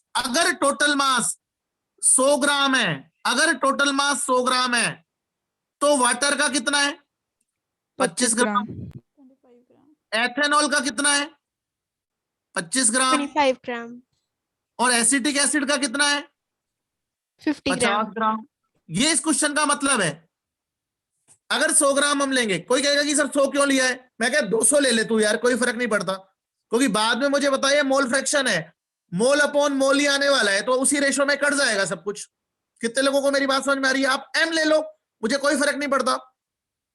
अब इस सवाल को करना है, 100 ग्राम अगर टोटल है और पानी का अगर हमको निकालना किसका मोल फ्रैक्शन है, वाटर का, तो वाटर का मोल फ्रैक्शन क्या है, वाटर के mole upon total mole. Total mole कितने हैं, 25/18। एथेनॉल का मेरे ख्याल से 46 होता है और एसिटिक एसिड का 60 होता है बच्चों। ये आ गया पानी का मोल फ्रैक्शन, खत्म हो गया क्वेश्चन। कितने लोगों को मेरी बात समझ में आ गई, बताइएगा। How many of you got the clarity, this is the problem done. पता नहीं कौन सी दुनिया में सोच रहे हैं, क्या मोलर मास में क्यों घुस रहे हैं। किसने कहा कि मोलर मास है कि 1 मोल है, डन हो गया सवाल। उसके मोल अपॉन टोटल मोल। अंग्रेजी सही तरीके से पढ़ो ना यार। How many of you got the clarity over this problem, please let me no. कितने लोगों को क्रिस्टल क्लियर है, अपना नाम लिख दीजिएगा चैट बॉक्स में, प्लीज राइट योर नेम। हाँ लिपिका बताइएगा, ये क्या, ये सिंपल सा सवाल आपसे नहीं हुआ यार, पता नहीं कौन सी दुनिया में सोच रही हो। अगर मानो कोई कहेगा कि सर आप हमें ऐसे 100 क्यों ले रहे हैं, परसेंटेज में दे रखा था, 200 ले लो यार। अगर 200 ग्राम टोटल मास है तो पानी का मास 50 आएगा कि नहीं आएगा, तो 50/18 कर दोगे तो और चीजों का मास भी तो बढ़ जाएगा, उसी रेशो में आंसर आ जाएगा कि नहीं। यहाँ पे देखो 50/46 लिख दो, यहाँ पे 100/60 लिख दोगे, तो क्या था इस क्वेश्चन में। This was a very easy problem, this was nothing. अरे कुछ भी मत सोच के सवाल सोल्व मत किया करो, जो पूछा गया वो सोच के सवाल सोल्व किया करो। कुछ भी सोच के सवाल सोल्व करोगे तो एक भी सवाल नहीं होगा। How many of you got the clarity, कितने लोगों को क्रिस्टल क्लियर है, प्लीज रेज योर हैंड। हाँ कि ना, हाथ खड़ा करेगा अपना। सवाल जो पूछ रहा है उसको सोचते नहीं हम, पता नहीं कौन सी दुनिया में चले जाते हैं। मोलर मास है जी, तो बोलते वक्त सोचा करो कि हम बोल क्या रहे हैं। पानी का मास 18 नहीं होता है, पानी के 1 मोल का मास 18 होता है। यहाँ 1 मोल की बात कहाँ है। क्वेश्चन नंबर 15, क्वेश्चन नंबर 15 के वाले बच्चों को भी ढूंढ लेते हैं एक बार, पहले देखें तो सही उनके मन की व्यथा क्या है। केशव अनम्यूट कर लो अपने आप को। Yes sir. हाँ केशव, हाँ बोलिए बेटा जी। Yes sir. हाँ बोलो, आपको क्या डाउट है इस क्वेश्चन में। सर इसमें मुझे समझ नहीं आया कि मतलब इसमें थिंकिंग क्या होगी इस क्वेश्चन में सॉल्व करते वक्त। अच्छा सवाल अंग्रेजी आती है ना पढ़नी। सर वो तो आती है बस। हाँ पढ़ो पढ़ो एक बार, पढ़ो क्वेश्चन पढ़ो मेरे साथ। Calculate the mass of anhydrous HCl in 10 ml of concentrated HCl, density is equal to 1.2 gram per ml, solution having 37% HCl by weight। अब इसको तोड़ तोड़ के पढ़ो, अभी तो तुमने एकदम रॉकेट साइंस की तरह पढ़ दिया। क्या मास फाइंड करना है, क्या निकालना क्या है, मास निकालना है किसका, HCl। हाँ मतलब एसिड मतलब उसमें पानी की मात्रा नहीं है, HCl का ही मास निकालना है, ठीक है। ये हमारा प्रॉब्लम स्टेटमेंट है कि नहीं है, बोलिए। ठीक है, आपको दिया क्या है, क्या आपको टोटल सॉल्यूशन का वॉल्यूम दे रखा है कि कितना वॉल्यूम है। Yes sir. कितना दे रखा है volume of solution, sir 10 ml। 10 ml, तो लिख लो उसको, 10 ml सॉल्यूशन का वॉल्यूम दे रखा है। क्या आपको सॉल्यूशन की डेंसिटी दे रखी है। यस सर 1.2 ग्राम पर ml। डेंसिटी ऑफ सॉल्यूशन भी दे रखी है भाई, कितनी, 1.2 ग्राम पर ml। जैसे ही सॉल्यूशन का वॉल्यूम और डेंसिटी मिलती है, कुछ निकालने का मन करता है आपको। यस सर, इसका सॉल्यूशन का वॉल्यूम दे रखा है, मास। सर हम तो क्या मास निकाल, तो मास ऑफ सॉल्यूशन पता चल गया आपको। यस सर 12 ग्राम। 12 ग्राम आ गया। अब आपको पता है कि अच्छा, अब यानी टोटल सॉल्यूशन का मास पता चल गया आपको। सर हमें 37% दिया हुआ तो हम निकाल देंगे 100/37 से मल्टीप्लाई करके। खत्म हो गया कि नहीं हो गया, बस इतना आसान सवाल था। लिखते नहीं है हम, हवा हवाई करना चाहते हैं हम। ये नहीं लिखते कि पूछा क्या है, हम ये नहीं लिखते कि दिया क्या है। अरे दिया क्या है और पूछा क्या है लिखने तो लगो, एक बार में सवाल आपके आंखों के सामने दिखेगा। क्लियर है, कितने लोगों को क्रिस्टल क्लियर है, बोलिएगा। How many of you got the clarity, कितने लोगों को मेरी अप्रोच समझ में आ रही है। देखो मेरी सॉल्विंग अप्रोच भी देखा करो आप कि हाउ मैं भी बड़ा स्मूथली सॉल्व कर रहा हूँ, क्योंकि मैंने आपको सिखाया, तो बिल्कुल आपको भी मेरी तरह स्मूथली सॉल्व करना है, क्योंकि मैंने तो आपको सिखाया है, तो जितना मेरे को ज्ञान था मैंने आपको दे दिया है। Please write crystal clear in chat box if your all doubts are covered. अगर आपके सारे डाउट्स क्लियर हो गए, मैंने एक एक क्वेश्चन उठा लिया जो भी बच्चों का था, राइट। और जिन बच्चों ने शीटें नहीं की हैं, I highly recommend you to solve these sheets, because अगर आप प्रॉब्लम्स ही सॉल्व नहीं करेंगे तो थ्योरी पढ़ के आपको जीवन में कुछ होने वाला नहीं है। It is very important to solve the problems, और अच्छी प्रॉब्लम्स हैं, स्पेशली ये जो असाइनमेंट नंबर 4 है, ये अच्छा है, मतलब दिस इज ए गुड, ये नीट लेवल से ऊपर है, मेंस लेवल के आसपास है, एडवांस लेवल को टच करता हुआ है। एडवांस में थोड़े और अच्छे सवाल आ जाते हैं, लेकिन हाँ, some questions are even touch, advance को टच कर रहे हैं। नीट लेवल तो इससे भी आसान होता है, मैं आपको सही बताऊं, और मेंस लेवल इसके जैसा ही होता है, मोर और लेस, आप कह सकते हैं। क्लियर है आप लोगों को चीजें? ठीक है, तो क्या अपन इस चीज को टाटा बाय बाय करके आगे प्रोसीड करें, जितना भी हमारे पास Yes, समय sir. बचा है ना? चलो, ओके ग्रेट। तो असाइनमेंट का डिस्कशन तो हो गया है, तो इसको यहां से हटाता हूं मैं, अपना नाम लिखते हैं हम, लेक्चर 6। हो सकता है कि ये वाला जो सेशन है वो अपन अगली क्लास में थोड़ा सा लेके जाएं, और वहीं पर ही हम असाइनमेंट भी कर लेंगे क्लास के अंदर ही, पर ठीक है, देखते हैं कितना कवर कर पाते हैं, क्योंकि ज्यादा बड़ा सेशन नहीं रखा है मैंने ये। आइडियल गैस इक्वेशन, कितने लोगों ने ये टर्म अपनी लाइफ में पहले कभी सुनी है, आइडियल गैस इक्वेशन? ईमानदारी से बताइएगा, क्या आपकी नॉर्मल करिकुलम में आती है ये? मतलब मैं कोचिंग इंस्टीट्यूट के करिकुलम की बात नहीं कर रहा हूँ, मैं नॉर्मल करिकुलम की बात कर रहा हूँ, कि जो आपका सीबीएसई डिजाइन करती है, उसमें ये आता है? नहीं No, आता? sir. सर आईसीएसई में है, आईसीएसई में? 8th क्लास में था। हाँ, आईसीएसई का करिकुलम तो बहुत ही ब्यूटीफुली डिजाइंड है, आई हाईली अप्रिशिएटेड। मैं खुद आईसीएसई की कुछ किताबें पढ़ता हूँ, मुझे अच्छी लगती हैं, तो अच्छा है आईसीएसई का, पर कोई बात नहीं, कोई फर्क नहीं पड़ता। ठीक है, कुछ चीजें सीबीएसई में बहुत अच्छी हैं, मैं कुछ चीजें आईसीएसई में बहुत अच्छी हैं, दोनों में अच्छी बैलेंसिंग है, ऐसा नहीं है। चलो कोई बात नहीं, मैं तो ये मान के पढ़ाऊंगा कि आपने किसी ने भी कुछ भी नहीं पढ़ा।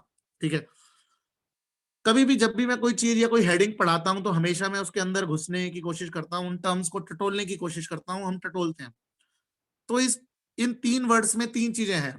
पहली वर्ड है आइडियल, दूसरा है गैस, और तीसरा है इक्वेशन। तो इक्वेशन तो हम सबको पता है कि यार इक्वल टू लगा के कुछ एलएचएस में होगा, कुछ आरएचएस में होगा, वो तो इक्वेशन होती है, हाँ कि ना?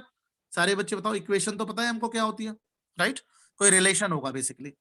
गैस भी हम सबको पता है कि गैस तो गैस होती है। आपकी लाइफ में एक नया वर्ड आ रहा है, आइडियल।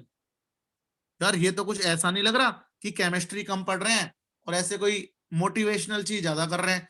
आइडियल कि क्लास का आइडियल बच्चा कौन है ना? ऐसी फीलिंग आ रही है कि नहीं आ रही? यार आइडियल क्या है, बोलेगा सारे बच्चे। How many of you got the clarity? Ideal का मतलब जानना जरूरी हो गया कि नहीं हो गया हमारे लाइफ में, बोलेगा। तो आप मुझे बता सकते हैं कि इस दुनिया में कौन सी गैस आइडियल है? इस दुनिया में हाइड्रोजन, मुझे हाइड्रोजन आइडियल है। कौन बोला? कौन बोला? सर कोई भी गैस आइडियल नहीं होती। हाँ, नहीं, कई बच्चे पता है कैसे आंसर देते हैं कि सर ऑक्सीजन लग रही है हमें आइडियल, क्योंकि हमें सूंघने में ना ऑक्सीजन की जरूरत पड़ती है, तो वो लग रही है आइडियल होगी। तो अभी हम देखते हैं कि आइडियल गैस को डिफाइन कैसे करते हैं। तो मेरे को वैसे बताओ कि हाँ जी, बोलिएगा सर वैसे अभी तक कोई गैस बताई गई है जो आइडियल है? वही तो बता रहा हूँ बेटा कि there is no ideal gas in this world. ठीक है, मतलब Okay. आइडियल की डेफिनेशन ही अलग तरीके से दी जाती है ना यार। ठीक है, अजम्पशन के बेस्ड पर होता है, अजम्पशन है ना, अजम्पशन के बेस्ड पे चल रहे होते हैं अपन। ठीक है, तो मुझे बताओ, चलो इन रियलिटी अगर हम बात करें, अगर हम रियल सिनेरियो में बात करें, रियल सिनेरियो है ना, आइडियल तो है ही नहीं ना कोई भी इस दुनिया में। रियल सिनेरियो में अगर मैं बात करूं, तो सपोज करो एक वेसल में मैंने कोई, एक बंद वेसल है जिसमें मैंने कोई गैस मॉलिक्यूल्स डाल दिए, गैस मॉलिक्यूल्स। ठीक है,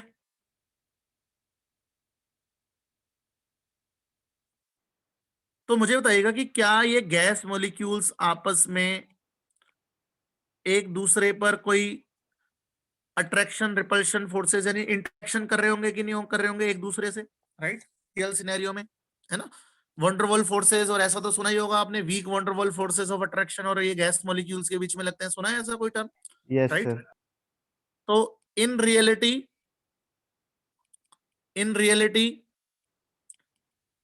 देयर इज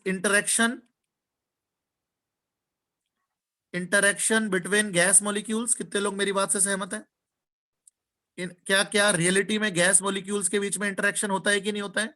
यस, होता है, बिल्कुल होता है ना। एक मॉलिक्यूल दूसरे मॉलिक्यूल को अट्रैक्ट या रिपेल कर रहा होगा, वो अपन जब आपको बहुत ही हाई फाई फंडे पढ़ाएंगे तब बताएंगे, बट यस, कुछ ना कुछ इंटरेक्शन हो रहा होता है। तो यानी, और इन रियलिटी एक तो मुझे बताइएगा कि क्या ये गैस मॉलिक्यूल्स का खुद का भी कुछ वॉल्यूम होगा कि नहीं होगा, whether they have some volume और नॉट। तो क्या वेसल का है ना इन रियलिटी है ना गैस का वॉल्यूम होगा। तो gas molecules will occupy some volume of the vessel, है ना, some volume of the vessel, या ऐसे लिखो इसको, ऐसे लिखो, gas molecule will have their own volume, right, है ना, ऐसे लिखो ज्यादा बेटर है ना। गैस मॉलिक्यूल भी छोटे छोटे साइज के तो होंगे ही, तो उनको भी अगर हम इकट्ठा करके कर दें तो कुछ जगह तो वो भी घेर रहे होंगे। तो रियलिस्टिक सिनेरियो में ऐसी चीजें हो रही होंगी कि नहीं हो रही होंगी, सारे बच्चे बताओ। How many of you got the clarity? कितने लोगों को मेरी बातें समझ में आ रही है कि भाई गैस मॉलिक्यूल एक दूसरे से अट्रैक्ट हो रहे होंगे या रिपेल हो रहे होंगे, यानी दोनों गैस मॉलिक्यूल्स के बीच में इंटरेक्शन फोर्सेस लग रहे होंगे, और गैस मॉलिक्यूल्स का खुद का भी कुछ वॉल्यूम होगा, है ना, उस वेसल के रेस्पेक्ट में। सारे बच्चे बताइएगा, अगर एक मॉलिक्यूल दूसरे मॉलिक्यूल के साथ इंटरेक्ट कर रहा है तो किसी एक, तो गैस की जो प्रॉपर्टी हो गई वो तो उन चीजों पे भी डिपेंड करने लग गई ना यार, कि फिर तो हम सारी गैसेस के लिए एक जनरलाइज रूल नहीं बना सकते। क्यों? क्योंकि हो सकता है कि कोई गैस ज्यादा अट्रैक्ट करे, कोई गैस कम अट्रैक्ट करे। कितने लोगों को मेरी बातें समझ में आ रही है? How many of you got the clarity? Her gases, हो सकता है कि ऑक्सीजन का एक मॉलिक्यूल ऑक्सीजन के दूसरे मॉलिक्यूल से ज्यादा स्ट्रांगली अट्रैक्ट करे कंपेयर टू नाइट्रोजन का एक मॉलिक्यूल नाइट्रोजन के दूसरे मॉलिक्यूल से करे। मेरी बात समझ में आ रही है कि नहीं आ रही है? सारे बच्चे बताओ। राइट। सिमिलरली हो सकता है कि ऑक्सीजन के मॉलिक्यूल का साइज बड़ा हो और नाइट्रोजन के मॉलिक्यूल का साइज छोटा हो। तो अगर अपन को पढ़ाई करनी पड़ेगी, फिर तो हर गैस की अलग अलग पढ़ाई करनी पड़ेगी ना हमको। कितने लोग मेरी बात से सहमत है? ईमानदारी से बताओ कि अगर मानो हम गैसेस के इंटरेक्शन को मानेंगे एज वेल एज गैसेस के साइज को कंसीडर करेंगे, फिर तो हर गैस के लिए हमें अलग अलग स्टडी करनी पड़ेगी। फिर अपन अपनी पढ़ाई को जनरलाइज नहीं कर पाएंगे। मेरी छोटी सी बात कितने लोगों को समझ में आई? How many of you got the clarity? तो उस प्रॉब्लम से निकलने के लिए, बिकॉज हो सकता है कि हर गैस का अपना अपना अलग इंटरेक्शन फोर्स हो। ऑक्सीजन गैस लोगे तो अलग तरह के इंटरेक्शन फोर्सेस दिखा रही है, CO2 लोगे तो अलग तरह के इंटरेक्शन दिखा रही है, अमोनिया लोगे तो अलग तरह का इंटरेक्शन दिखा रही है। अगर हम साइज की बात करेंगे तो CO2 का एक मॉलिक्यूल अलग लेवल का साइज होता है, अमोनिया का अलग साइज होता है, ऑक्सीजन का अलग साइज होता है। फिर तो क्या अपन गैस के लिए अपना डिस्कशन जनरलाइज कर सकते हैं कि नहीं कर सकते हैं? नहीं कर सकते हैं। How many of you got the clarity? तो उसको जनरलाइज करने के लिए क्या अजम्पशन लिए गए हैं? अजम्पशंस क्या? ये अजम्पशंस पे बेस्ड है। क्या अजम्पशंस लिए गए हैं आइडियल गैस के लिए? सारे बच्चे बताओ। तभी तो आइडियल गैस नाम की कोई चीज नहीं है इस दुनिया में। क्या अजम्पशन लिए गए हैं? जीरो केल्विन वीरो केल्विन कुछ भी नहीं है, बकवास मत करो। अजम्पशन नंबर 1 क्या? There is no interaction between gas molecules. ये अजम्पशन लेने से अपनी वो वाली प्रॉब्लम दूर हो गई कि नहीं, कि सारे गैसेस के बीच में अलग अलग इंटरेक्शन हो रहा होगा। हमने तो ये मान लिया कि है ही नहीं कोई इंटरेक्शन। कितने लोगों को मेरी बातें समझ में आ गई? How many of you got the clarity? ये आइडियल गैस का अजम्पशन है, राइट? कितने लोग फील के बात समझ पा रहे हैं? मैंने पहली बार 10वीं क्लास में इस लेवल पे बात की है, नहीं तो मैं सीधा उठाता हूं PV बराबर NRT। कितने लोगों को क्रिस्टल क्लियर है? Please right CC in the chat box. हमारी जो पहली प्रॉब्लम थी उसको दूर करने के लिए मैंने क्या अजम्पशन ले लिया? साइंटिस्ट ने क्या अजम्पशन ले लिया? कि गैस मॉलिक्यूल्स के बीच में कोई इंटरेक्शन ही नहीं हो रहा है। बाहर में जाओ, हाँ कि ना? Second, the volume of gases is considered negligible। negligible मतलब almost zero, मतलब zero compared to the vessel in which they are present। क्या दोनों प्रॉब्लम हमारी दूर कर दी कि नहीं कर दी आइडियल गैस के अजम्पशन में? सारे बच्चे बताओ। How many of you got the clarity? हमने मान लिया कि उन गैसेस का वॉल्यूम ही नेग्लिजिबल है, सबका ही नेग्लिजिबल है भाई, बाहर में जाओ। और गैसेस मॉलिक्यूल के बीच में कोई क्या नहीं हो रहा है? इंटरेक्शन ही नहीं हो रहा है। कितने लोगों को मेरी बातें समझ में आ गई कि आइडियल गैस के लिए, क्योंकि दुनिया में कोई आइडियल गैस नहीं है, हर गैस मॉलिक्यूल आपस में इंटरेक्शन कर रहा है, यस। हर गैस मॉलिक्यूल का खुद का कुछ साइज है, यस। लेकिन हमने चीजों को जनरलाइज करने के लिए क्या 2 अजम्पशन लिए हैं कि हम सारी गैसेस पर एक जैसे लॉ लगा दें। Everybody please let me no कि क्या गैसेस मॉलिक्यूल्स के बीच में इंटरेक्शंस है? नहीं। सेकंड, क्या गैसेस मॉलिक्यूल का खुद का कोई वॉल्यूम है? नहीं, नेग्लिजिबल है। कितने लोगों को मेरी ये छोटी सी बात समझ में आ गई? ईमानदारी से बताइएगा, चैट बॉक्स में सीसी लिख दीजिएगा। तो सबसे पहले तो आइडियल गैस का अजम्पशन लेते वक्त क्या और भी है, यही अजम्पशन नहीं है, और भी जब आपको हम 11th क्लास में काइनेटिक थ्योरी ऑफ गैसेस पढ़ाते हैं, वहां पे हम 5-6 पोस्टुलेट्स लिखवाते हैं। उन पोस्टुलेट्स में 2 काम की पोस्टुलेट्स मैंने अभी आपको बता दी है कि आइडियल गैस को मतलब क्या है। आइडियल गैस का मतलब है कि आइडियल गैस को अगर मानना है तो गैसेस मॉलिक्यूल के बीच में क्या मानना है, कोई इंटरेक्शन फोर्सेस नहीं है, एज वेल एज वेसल के रेस्पेक्ट में गैसेस मॉलिक्यूल का साइज क्या है, नेग्लिजिबल है।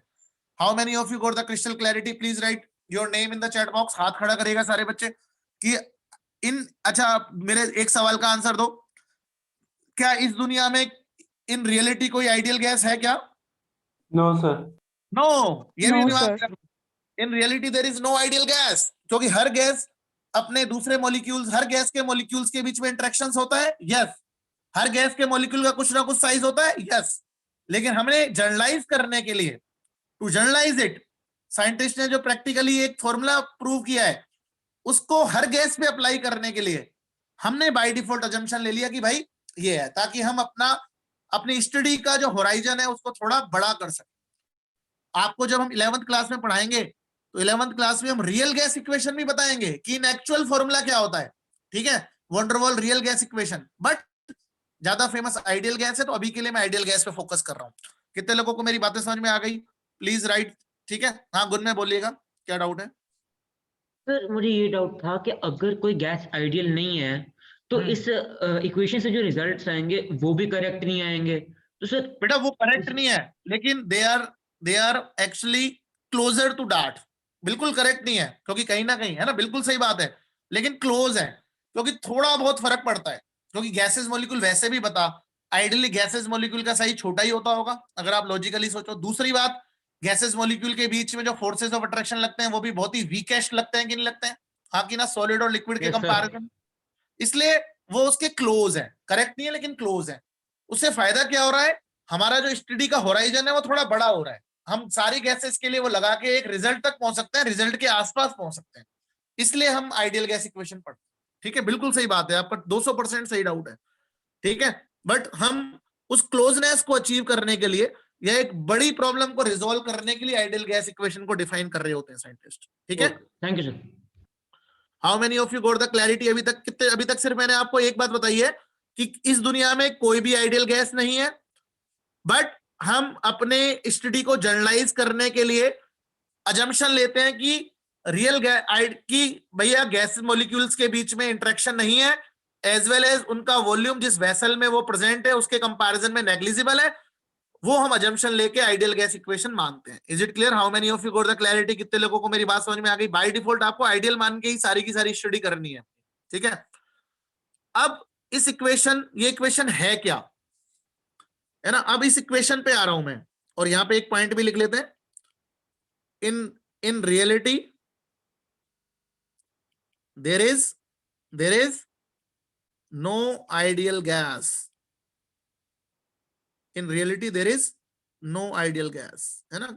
रियलिटी में कोई आइडियल गैस है ही नहीं, आइडियल है ही नहीं, क्योंकि हर गैस का एक मॉलिक्यूल उसी गैस के दूसरे मॉलिक्यूल से चाहे वीकेस्ट से वीकेस्ट फोर्स लगा रहा होगा, लेकिन इंटरेक्ट तो कर रहा होगा, और हर गैस का मॉलिक्यूल कुछ ना कुछ तो साइज होगा ही होगा, इसलिए नहीं है। लेकिन हम अपनी पढ़ाई के लिए अपनी चीजों को एक बेटर शेप देने के लिए आइडियल गैस इक्वेशन पढ़ते हैं। Is it clear? How many of you got the clarity? कितने लोगों को यहां तक समझ में आ गया? बहुत ही डल रेस्पॉन्स दे रहे हैं आप लोग। चैट बॉक्स में अपना नाम लिख दीजिएगा, तभी मैं आगे बढ़ूंगा, तभी मैं इक्वेशन लिखूंगा। तभी देखे तो सही किस किस को समझ में आ रही है बातें, ठीक है। मैं पढ़ देता हूं नाम। सिद्धम, वाणी, तनिष, सुमेधा, कुबेर, पारिजा, अश्विका, भव्यांशी, कुशल सिंगला, हर्षल, जय, रुद्र। हाँ, रियल गैस इक्वेशन भी पढ़ेंगे बेटा, बिल्कुल, मैंने कहा ना कि आपको पढ़ाएंगे रियल गैस इक्वेशन, और वहां पे आपकी जान जाएगी, ठीक है। इसलिए एक सिंपलिस्टिक मॉडल पढ़ रहे हैं जिससे आप ज्यादा रिलेट कर सको। पढ़ाएंगे ना आपको रियल गैस, मैंने कब मना किया कि नहीं पढ़ाएंगे आपको। 11th क्लास में रियल गैस में जो जान जाएगी आपको, मजा आ जाएगा उसमें।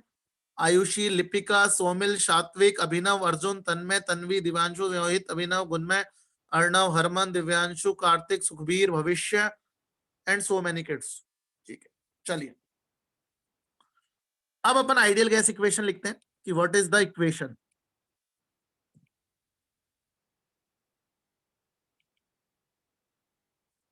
आइडियल गैस इक्वेशन,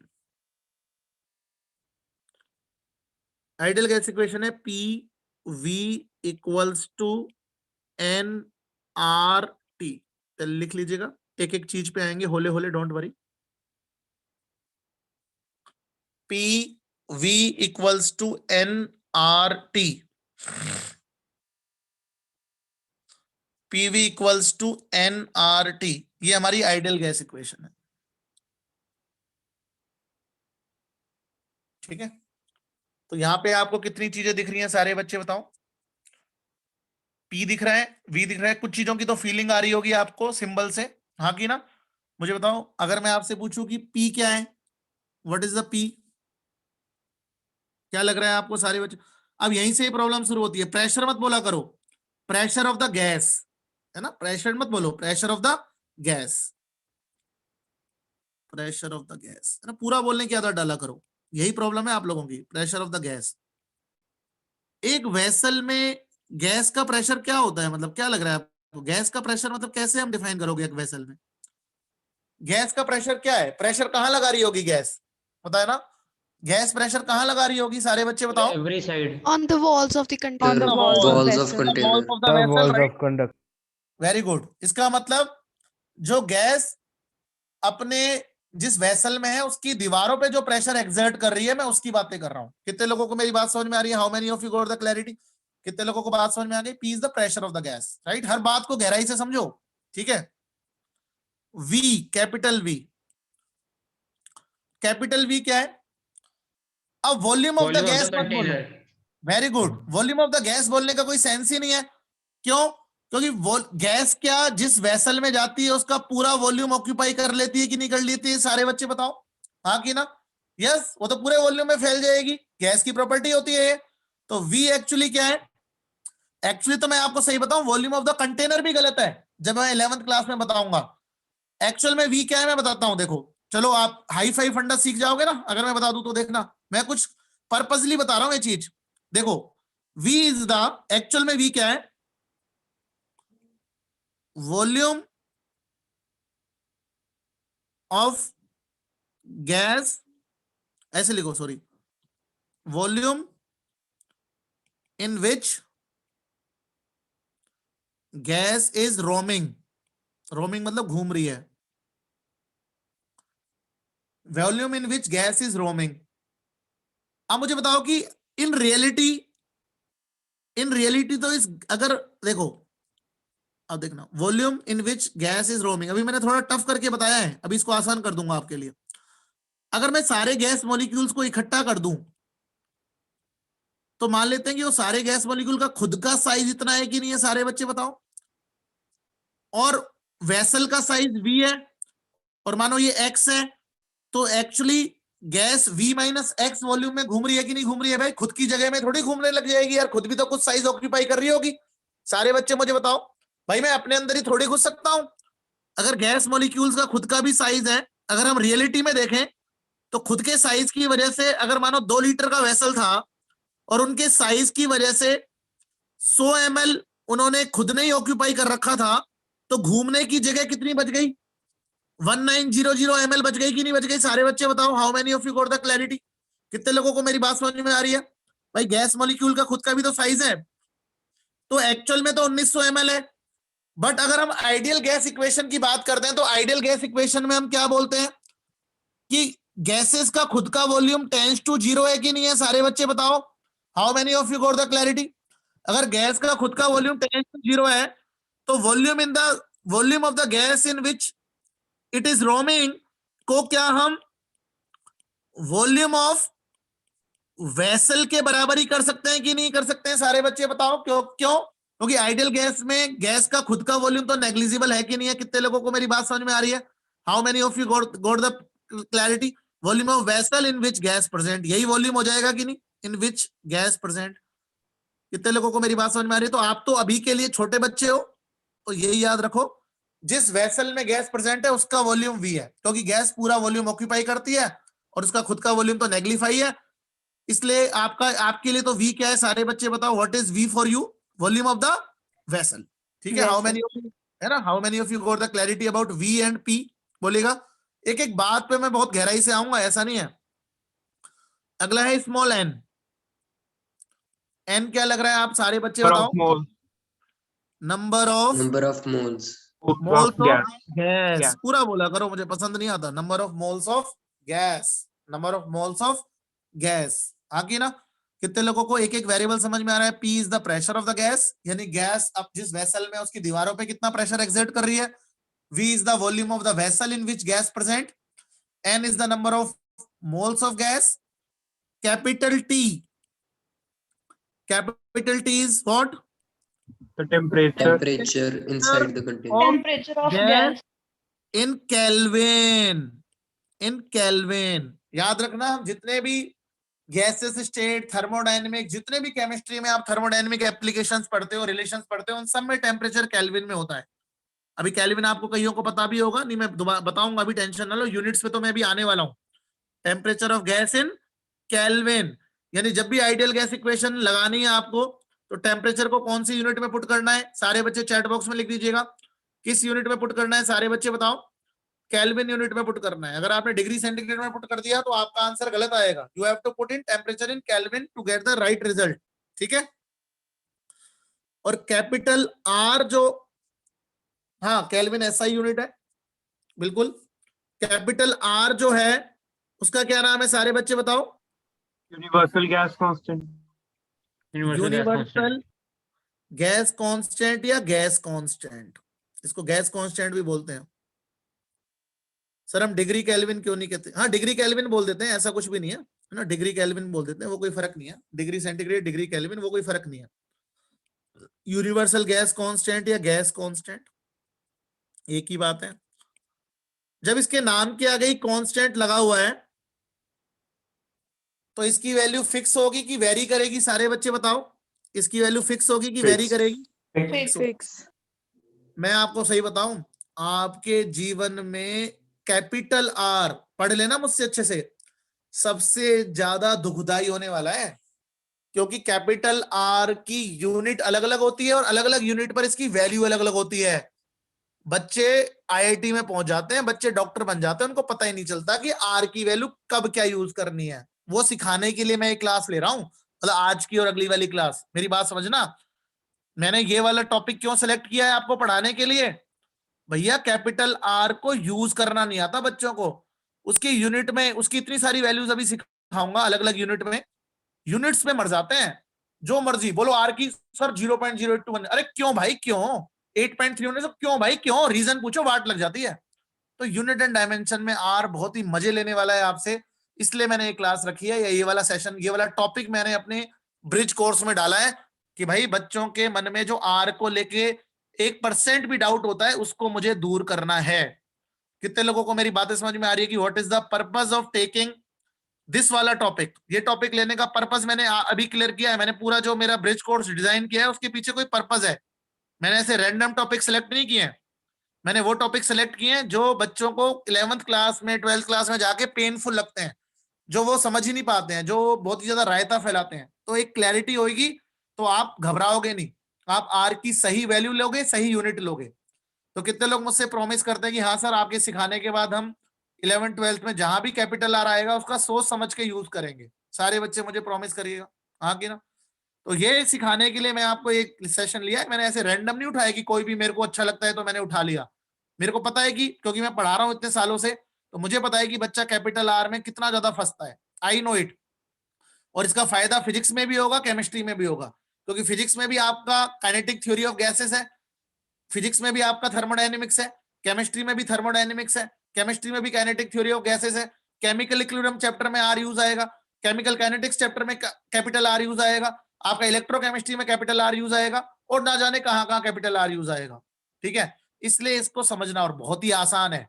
प्रॉब्लम क्या होती है, हम जल्दबाजी में पढ़ते हैं। तो भैया यूनिट पे तो कभी ध्यान ही नहीं दिया जीवन में यार, है ना? यूनिट तो जाए भाड़ में, यूनिट से क्या फर्क पड़ता है? अब आपको रियलिटी पता चलेगी कि सारा फर्क ही यूनिट से पड़ेगा। ठीक है, this is the purpose of taking this session. Her session के पीछे मैंने कुछ, मेरी मंशा है, मेरी कुछ इच्छा है। चलिए, तो अभी मैं कैपिटल आर पे बिल्कुल नहीं आ रहा हूं, सबसे लास्ट में आऊंगा। पहले मैं एक एक चीज पे आ रहा हूं।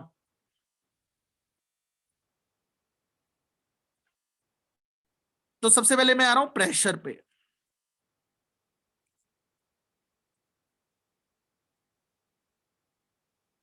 और प्रेशर की कुछ यूनिट्स पे।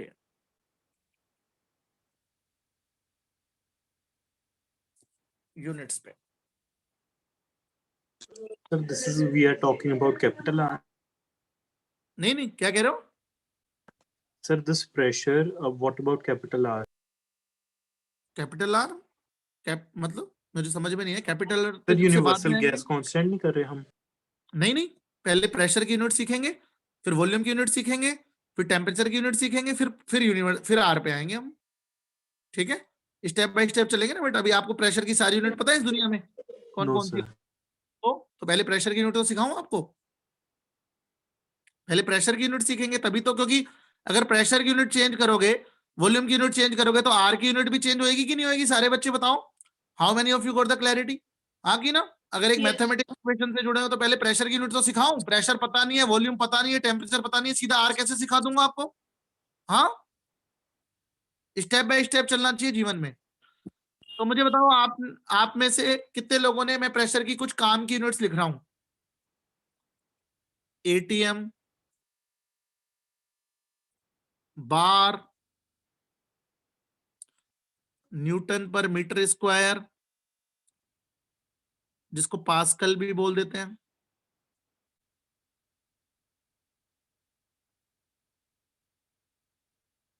mm of Hg,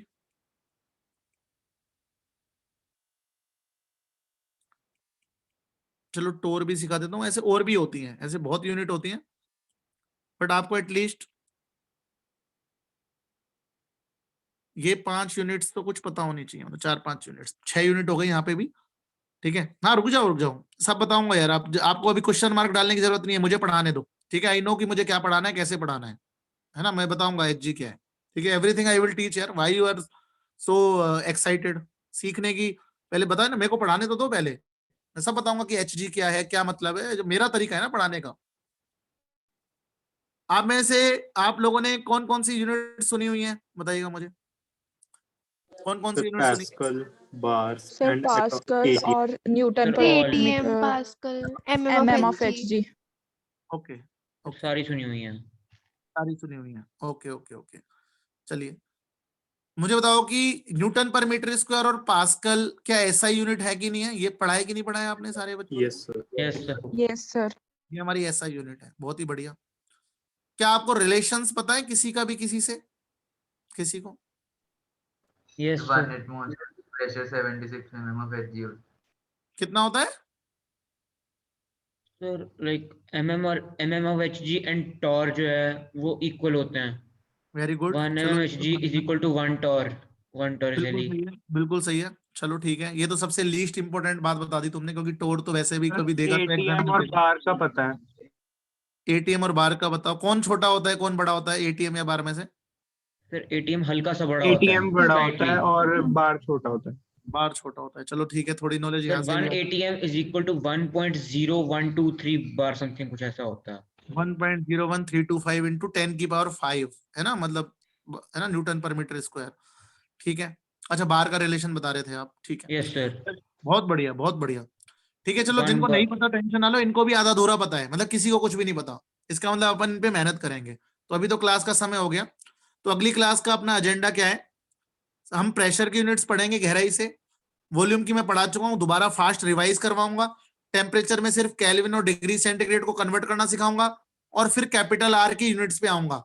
फिर मैं वर्क डन की यूनिट्स की बातें भी करूंगा कि न्यूटन इंटू मीटर को जूल लिख सकते हैं, हाँ कि ना, लीटर एटीएम को कैसे जूल में कन्वर्ट कर सकते हैं, सीधे सीधे कुछ रिलेशंस बताऊंगा। और फिर आइडियल गैस इक्वेशन पे सीधे न्यूमेरिकल्स करेंगे, और फिर उस गैस इक्वेशन से 4 से 5 गैस लॉज कैलकुलेट करेंगे, हाँ कि ना। मैं आपको Boyle's law, Charles law, Avogadro law और गेज लुसाक लॉ, ये 4 लॉ भी छोटे छोटे बता दूंगा, और 2-4 सवाल भी कर लेंगे उनके जैसे। और अगर समय बच जाएगा समय, क्योंकि यूनिट्स में ज्यादा समय नहीं लगेगा, तो अपनी जो डीपीपी है उसको क्लास में सॉल्व कर लेंगे असाइनमेंट को। ठीक है, कितने लोगों को मेरी बात समझ में आ गई कि अगली क्लास का एजेंडा समझ में आ गया कि नहीं? We will Yes, sir. Continue from here, we will continue from here. आज के सेशन में असाइनमेंट नंबर 5 भिजवा दूंगा मैं, कोई फर्क नहीं पड़ता, लेकिन अपन क्लास में ही कर लेंगे। हाँ, मैं अभी बोल दूंगा ग्रुप पे भेज दें, पर अभी करने की जरूरत नहीं है, पढ़ने के बाद करने की जरूरत है। आप कर लीजिएगा, मुझे कोई दिक्कत नहीं है। ठीक है, बट अपन पढ़ लेंगे उसे और फिर सारी चीजें समझेंगे, everything. How many of you got the crystal clarity? Please write your name in the chat box. कितने लोगों को crystal clarity है ना? हर चीज को समझिएगा. Please don't miss it. मैं फिर आपको बता रहा हूँ, कैपिटल आर के बारे में मैं आपसे बहुत मेहनत करके बात करने वाला हूँ, और मेरा पर्पस कैपिटल आर को पढ़ाने का इसलिए है क्योंकि अच्छे अच्छे बच्चे कैपिटल आर की वैल्यू गलत पुट करते हैं, और अपन इतने होले होले पढ़ रहे हैं, चीजों को बेसिक से पढ़ रहे हैं, तो हम गलत नहीं पुट करेंगे जहां भी कैपिटल आर आएगा. मैं आपको कुछ सिनेरियो भी क्रिएट करके दूंगा. मैं कुछ आपसे जो आपने नहीं पढ़ रखे ऐसे भी सिनेरियो आपके सामने लाऊंगा कि बेटा बताओ या कैपिटल आर की वैल्यू आप क्या पुट करोगे, जो आपके फ्यूचर में आने वाली है चीजें. अभी से ही मैं डिस्कस करने लग जाऊंगा अगर आपने ढंग से मेहनत की तो. ठीक है, चलिए. Okay, take care. We'll see you next week. I will share these notes and I will start from here and we will complete in next week पहला lecture. Okay, bye bye, take care, have a nice time. Thank you so much, sir. Thank you, sir. Okay, welcome, take care. Thank you, sir.